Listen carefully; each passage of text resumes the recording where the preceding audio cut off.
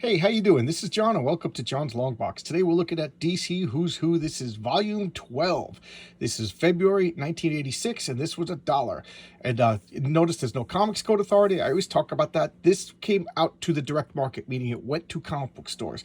Meaning a comic book store would order 20 copies, and that was it. If they didn't sell them, they were stuck. At the newsstand and the 7-Elevens and things like that, I don't even think the guys who ran the newsstand ordered the comics. Like the rep would order the comics, and then whatever they didn't sell, when the month came, they would rip the covers off, send it back for credits, and so you could sell one comic out of the 20 that you got, send 19 back, and then you'd get 19 reimbursed comics next month and hope to sell.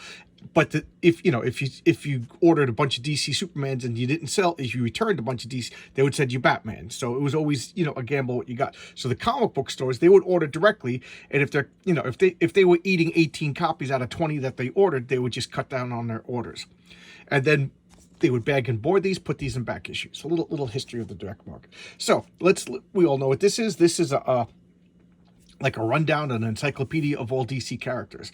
And I find it interesting that Killer Frost gets the prominent picture over Kid Flash. I find Kid Flash to be the more important character, but yeah, no, it's kind of interesting. I'm just looking at all these characters. This is not drawn by George Perez. I do not know who drew this. I am being remiss in my duty. I should be looking this up. I like to do these like off the cuff. I just like to test my knowledge. Okay, here's the letters page. T.M. Maple. T.M. Maple wrote a letter, The Mad Maple. That's what it stands for.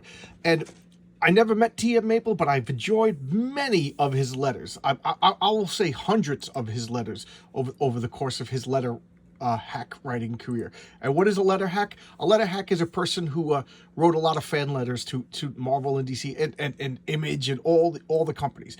He wrote, legend has it, I never met the guy and I can't prove it, so maybe one of you guys could help me out here, but I heard that he owned a comic book store, and like people who own comic book stores, for the most part, they're big comic book fans, and he would sit and read comics on his downtime, and then he would write a letter for every comic that he read. Wow, how cool is that? If only we had the time. Yeah, but I wrote a few letters, but I think like 3 or 4 letters got published. I'm not a letter hack by any means, and the letters that I wrote were embarrassingly gushing kid letters. I was like a little kid. I wrote 2 as an adult, and one was to Strangers in Paradise, where I basically said I didn't like the main character and I got dogpiled. And one was to Saga, which I'll let you guys find out, but I also got dogpiled. But anyway, the Mad Maple.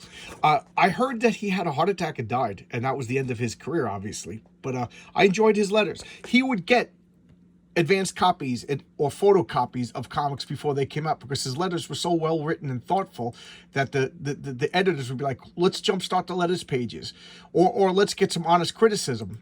Back then people liked honest criticism, something that seems to be literal violence today. I make myself laugh.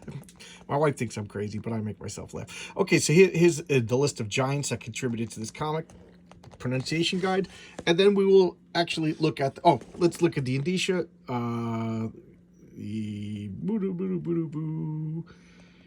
don't see the date. I see the copyright date, but I don't see the actual date of publication. But it was February 1989 on the cover, but I always like to double check. So let's look at Dennis Cowan and Bill Ray. Johnny Double. I think there was a limited series of Johnny Double, and I remember nothing, but all I know is he was like he would like impersonate you so that you would be safe, and then they would find out who's trying to kill you or something like that. Remember, DC had different genres of comics for most of its publication history. So, I would consider this like adventure, thrillers, spy kind of stuff. As I'm saying it now, it sounds more interesting now than if you see my live chat, I talked about the history of my comics, and I'll talk about the live chat at the end of this. But I was a superhero. I wanted comic books to be superheroes. Jor-El. Something wonderfully hokey about that costume. Isn't that like Wade Boring and Jerry Ordway, two elder statesmen of comic book art? It's just old-fashioned. And to me, old-fashioned is not a dirty word. Old-fashioned is a nice, comforting, comforting is the best word I could think of. I just love old-fashioned stuff. You know, the older I get, I guess I'm old-fashioned now, but I just love that. Don't tell me you can't look at that and just be like, that is just, you know, I don't know. Maybe I'm getting weird, but I'd like to hang out with Jor-El. He just looks like a kind, cool guy. You know, nothing sinister, no ulterior motives. Just that. And I'm just talking about the drawing. I'm trying not to base anything on the information that I know about the character. Just the old-fashioned style, the old-fashioned. I don't know. He just looks like a cool guy. You know. I don't know. Getting a little weird in my old age. Frank McLaughlin. I don't know much about Frank McLaughlin, but Judo Master. Rip Jaeger, all right, and I don't know anything about them other than this. If I remember correctly, this was a Charlton hero. I think I might be wrong. Special War Series number. If anybody could correct me on that, but I think he was a Charlton hero. That was you know, a company that was bought up by Marvel by DC, and I don't know much about him, and I will postulate this, that there is no good superhero with the name Master. You know, Master is a villain term. You know, Laser Master. You're a bad guy. All right. The Justice League of America. We all love the Justice League of America. And who drew this? Luke McDonald and Bill Wright. Luke McDonald is an artist that I do not think gets enough accolades. He is just, I just really like him. He's just like a great superhero. Clean artist. I really do like him. I first encountered Luke McDonald on the Suicide Squad. I'm not going to run down everything, but this is like all the members up till this point of the Justice League, and this is just like characters like Vibe and Gypsy. I didn't think were Justice League material. Like you need to be like. Here's another word that I just hate. You have to be iconic. And what do I mean by iconic? Once you reach an iconic status, you're unchangeable. Like Superman, you don't change that costume. He's got the red shorts. He's got that Flash costume is iconic. Batman is iconic. You know, Aquaman was iconic, but they keep changing him. You know, like iconic means like you become part of the collective unconsciousness, and the collective unconsciousness has like an image of you, and it should not be changed. You know, so. Nobody knows who Vibe is. He's not iconic. So you shouldn't be in the Justice League. That's my rules. It's John Longbach's rules, and I'm a lunatic. I love the Justice League. I'm slowly building up my original run of Justice League. I know I'll never get like the first appearance, and I'll never get the number one. But I'm trying to get from 5 to a full run, and let's see how it's going. I know. I just love all these costumes. Here's their headquarters. As a kid, I used to love this stuff. Let's see, Howard Bender and Roy Richards. I used to love these schematics. I love schematics of like buildings and devices. But like when it comes to countries and stuff like that, like there should never be a map of Asgard. To me, that should just be what is needed to tell the story. Asgard is a mythological realm. And this is their satellite headquarters. But I love this stuff, like the satellite. It's just so cool. And plus, I'm a construction worker, so you know, blueprints and schematics, that's part of my work. And here's the Justice Society. As much as I like the Justice League, and I do like the Justice League, I love the Justice Society. Again, I guess it's old-fashioned and therefore comforting. I'm trying to avoid the term nostalgic. Your boy Zach over at Diversity in Comics, he always says, pardon me, that he hates nostalgia. I don't hate nostalgia, but I do think it's easy to use nostalgia as a crutch. So I think there's a purpose for nostalgia, but I'm not nostalgic for the Justice Society. I just really like them. You know, to be nostalgic for the Justice Society means I had to have read them when I was a kid, and I did not read them as a kid. I discovered them more like in my late teens or early adulthood, and I just really enjoy it. There's something about World War II and superheroes that just goes together. And look at that. Tell me that's not a great costume. Simple and elegant. That is the definition. Like this costume, that's the definition of simple and elegant. This is a little, I love this, but I like the gas mask rather than the flat. Talk about simple and elegant. Look at all these costumes. Look. There you go.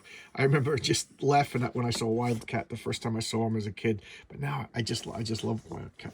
Look at all of these. I mean, tell me that's not one of the greatest costumes of all time. But look at that. Starman. That is just a great costume. And there's something about the Gray Temple Superman I always liked. There you go. There's my favorite Green Lantern. Power Girl. Oh, man. I could just go on and on and on and talk about the Johnny Thunder and the Thunderbolt. That was another concept that I thought was hokey as a kid. And I've really grown to like talk about hokey. Mr. Terrific with Fair Play. I was like, come on. Like him and Elongated Man and Bouncing Boy with like the guys that I would bring up why I hated DC as a kid. And now I'm just like, all right, Terry Sloan, you're Mr. Terrific. You're just like the coolest guy who promotes fair play. You know, I kind of want my superheroes to do that, you know? This is so cool. And here's their headquarters, some brownstone. What city are they in? I always forget. Oh, Manhattan. So they're in real world Manhattan. That's cool. Do they have an address? In Civic City, but now it's in Midtown Manhattan. Huh? Cool. J. Wilbur Wolfingham. Oh wow! Look at this. This is drawn by Todd McFarlane. By Bob Smith. Who the hell is this guy? James Superman. So he's a Superman villain. I will go on record many times say Superman is the greatest superhero that ever existed, probably the greatest comic book character that ever existed, better than Batman, better than Spider-Man, because without Superman, you wouldn't have had all that other stuff. If you ask me, Superman is the greatest superhero and comic book character of all time. He has the worst rogues gallery. J. Wilbur Wolfingham. What is this guy? Just the evil real estate agent. Calabac. There's some Jack Kirby goodness for you. Although, as mean as it says, Jack Kirby didn't survive too much longer after he drew this stuff, so this isn't the top of his game. Jack Kirby, Greg Theaks. This is Calabac. This is the son of Darkseid. And he's just like rage incarnate.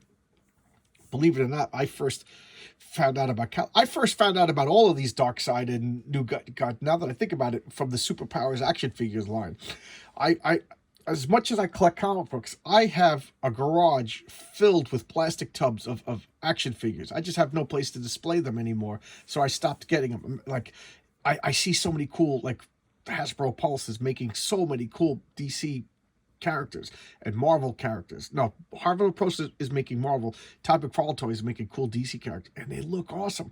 But I just don't have the room anymore, you know.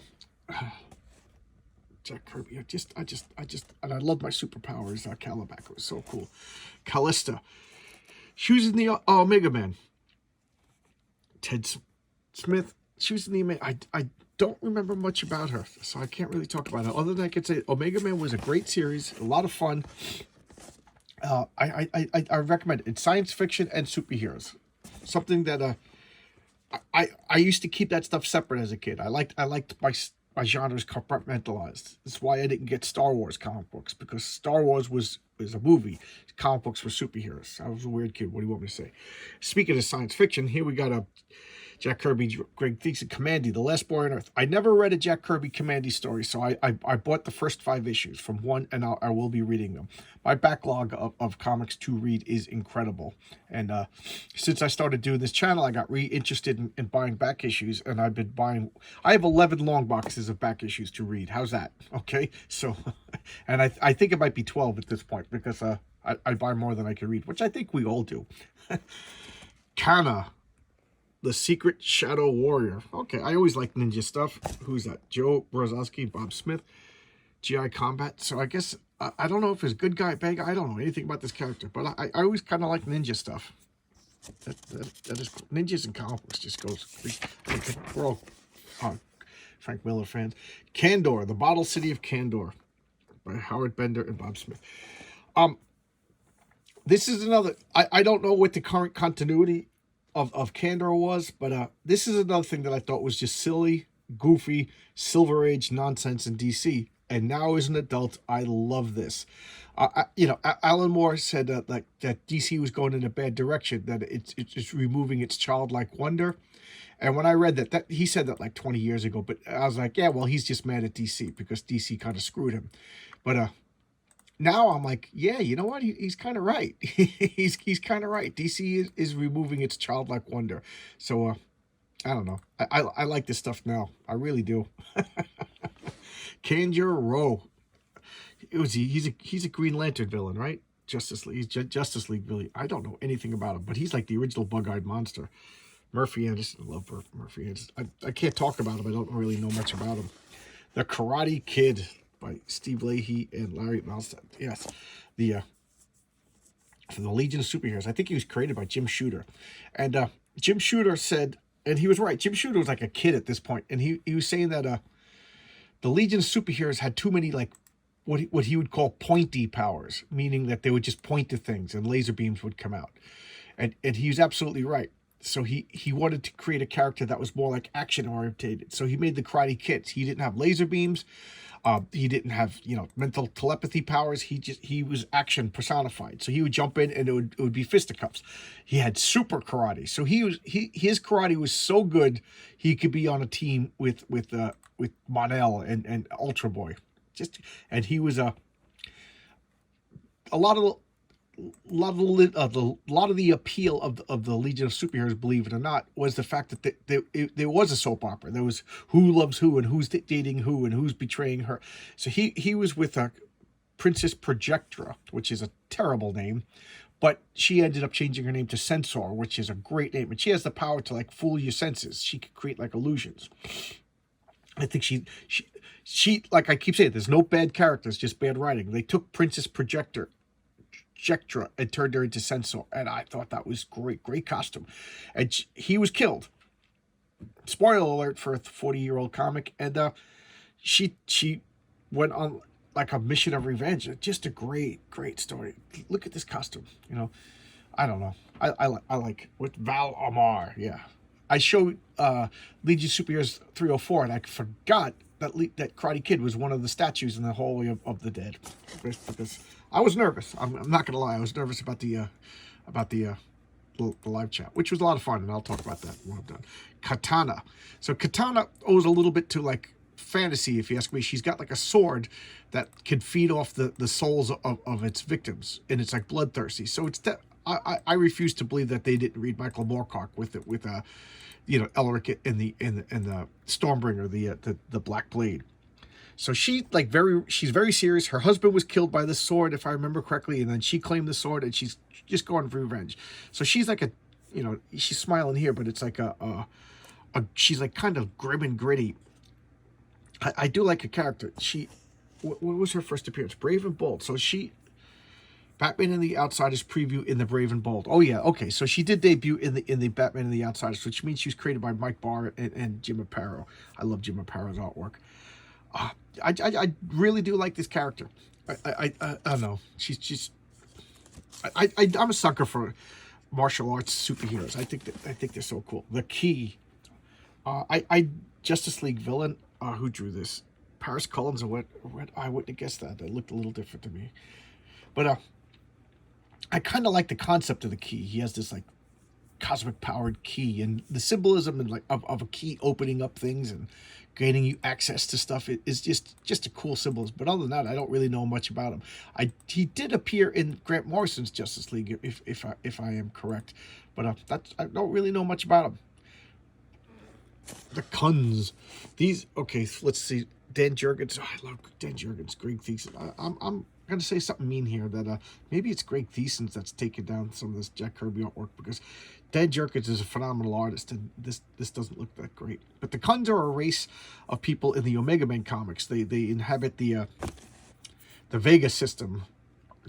The Vega system has the misfortune of like 22 planets or something like that, some ridiculous amount. And each planet has like not just one race, but some of them have like two races. So there's just like, it's like an entire galaxy of space intrigue in one system. I don't want to say solar system. That's like one of my pet peeves. It's not a solar system. It's the Vegan system in one star system, because they're all the intrigue. Some of them are good, some of them are evil, some of them are reptiles, some of them are politically ambitious, and some of them aren't, and whatever. But the Kuns are like shock troopers, so they're like super strong. What's that from Dune? The Sardaukar. That's what they kind of remind me of. The Kid Devil. Okay, let's. Alan Kupperberg and Bob Smith. Edward, yeah, he was in Blue Devil 14. Blue Devil was a comic that's kind of memory hold. I liked Blue Devil a lot. it was one of the comics that came out right when I started getting into DC, so I got it from the ground floor. It started with like, was it Pat Broderick and then like Paris Cullen, or maybe the other way around, but it had some really good art. And he was just a special effects guy that made a devil costume, and then he got trapped in it by some sort of demon. I showcased the first issue, and this kid was the like a gopher on the set of the movies where he worked, and he imagined himself as the sidekick, kind of like the same story as a Impossiboy from the Incredibles, or Incrediboy from the Incredibles, and he made this little suit and he became a Blue Devil sidekick, Kid Devil. There you go. There are no original ideas. Kid Eternity by Murphy Anderson. He's from Hit Comics. If I remember correctly, this was a Fawcett comic, and he, the same comic company that did Captain Marvel, and then when DC acquired all the Fawcett comic stuff, he was rolled over into that. And he has a genie, and he could access like the powers or he could summon like anybody who's dead. So he could summon Houdini, and then Houdini and him could go on an adventure, and then whatever. So I remember my first exposure to him was a Vertigo series, and he at the time I was like into all the beat poets and Jack Kerouac and all that stuff. And I think it was the first issue, he summoned Neil Cassidy to drive the car, and I was like, oh my god, so I just got roped right in. I thought it was fun. What do you want from me? I wasn't a hippie. I was like a beatnik. Hippies, here we got Kid Flash. This is George Perez. I could tell that artwork before even looking at the name. Kid Flash. Somebody said to me, and I'm not going to argue, that this is the greatest superhero costume design of all time. While I do love this costume, I'm not going to say it's one of the best, but it is up there. It's such a great design, and it's a shame that they changed this. I just think it's cool. And here he was Wally West. It was a Barry Allen sidekick. Got the same exact origin as Barry Allen. Like how weird is that lightning literally struck the same place twice, literally, and got him the powers. I first was exposed to him in the New Teen Titans, and he came in the New Teen Titans and he kind of left. I don't know why they got rid of him. I thought they should have kept him. He came and went. Really I always liked him. And then now, of course, he became Flash, and I don't know what to go on. DC continuity. RJ from the Fourth Age just put up a video. I just watched it of why continuity was important to comics. And you know what? I have to agree with him. For those of you who don't know, RJ has his own YouTube channel called The Fourth Age. Everybody should check it out. He is brilliant. He's so freaking smart. I'm kind of intimidated by how intelligent he is. And he makes like half-hour long videos, and he presents his side of the arguments. And even when I do disagree with him, I'm like, wow, that's well thought out. I would hate to like have a debate with this guy. He would just destroy me. But he said that continuity was one of the greatest things.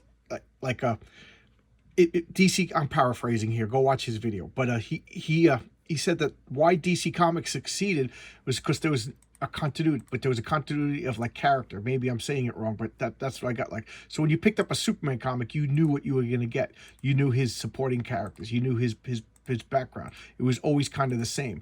And then Marvel kind of one-upped it by making, like, if you bought Peter Parker, you knew his story. It built like a soap opera. Each issue preceded the following issue. It didn't contradict the following issue, and that made DC more popular.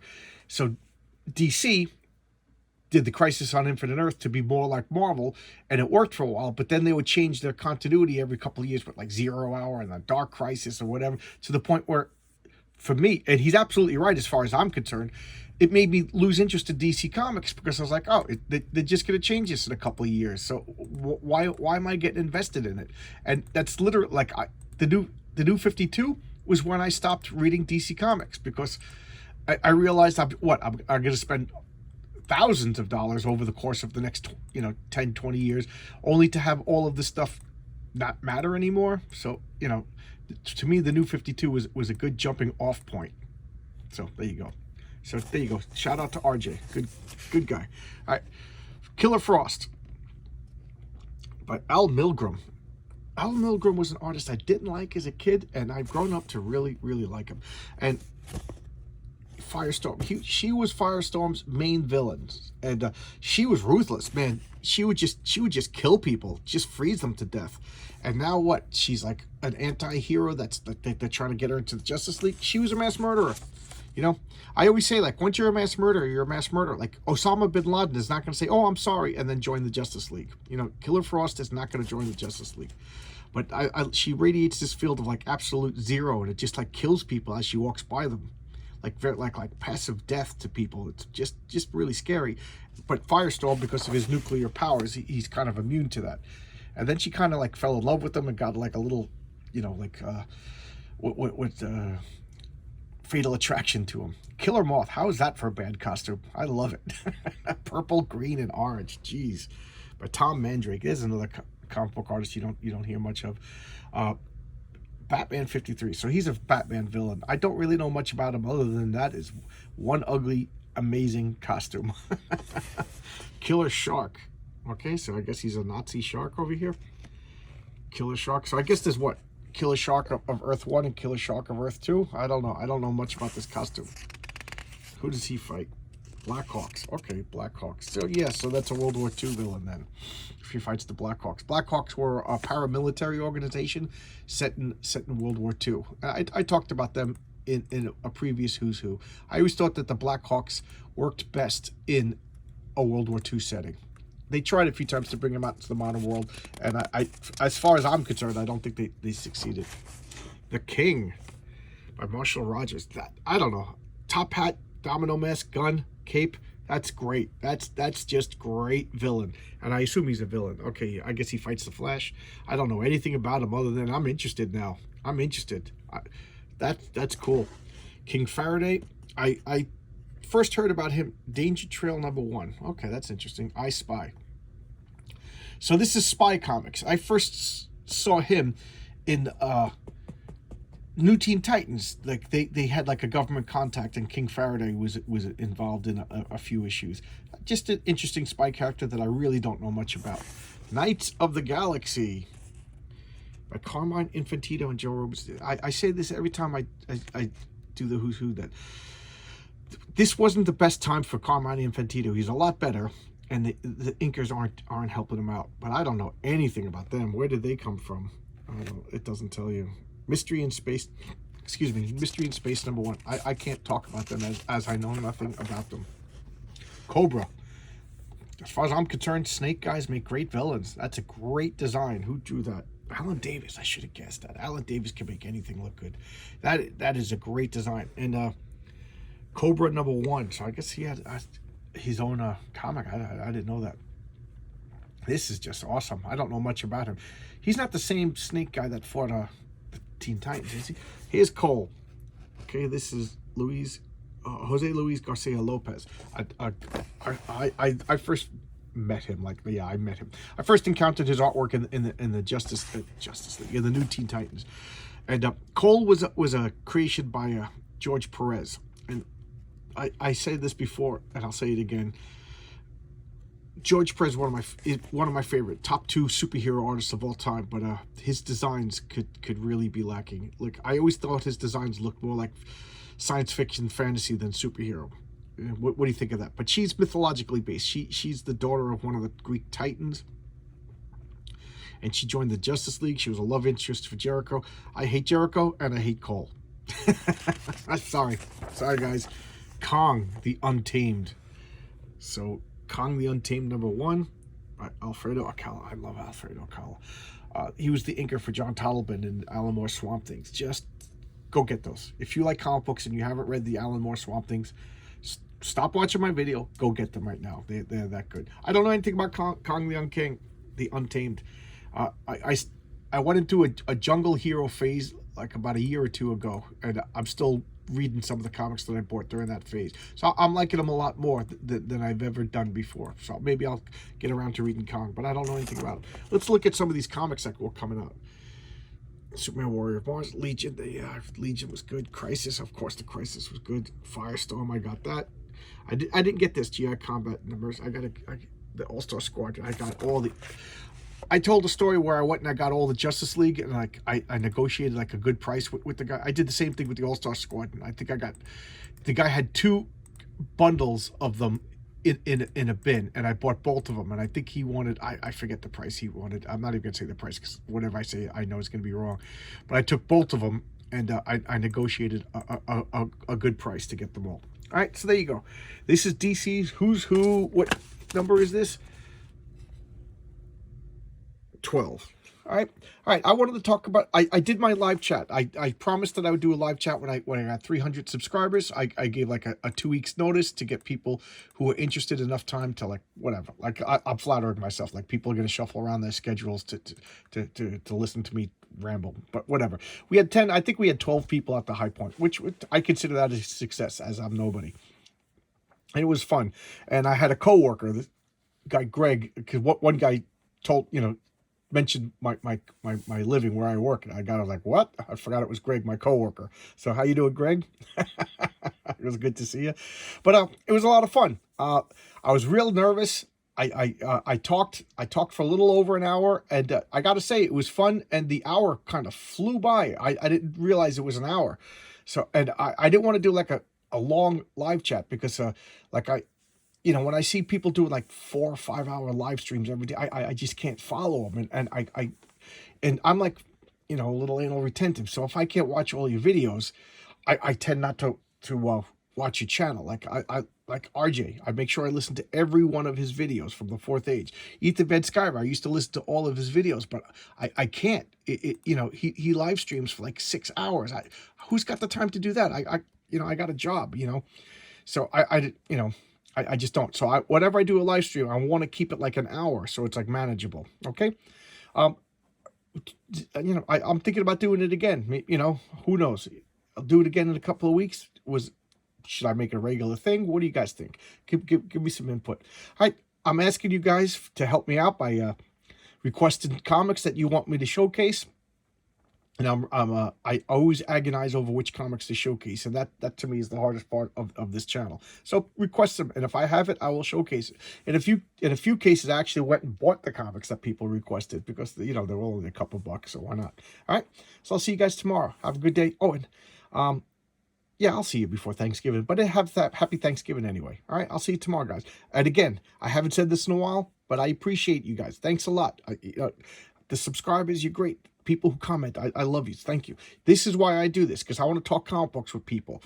I don't consider this just talking to my phone. I consider this talking to you guys. And then you guys comment, and we have some nice stuff. Some of you guys emailed me with long, questions and whatever stories. I think that's so cool. Thanks a lot. All right, I'll see you tomorrow. Bye-bye.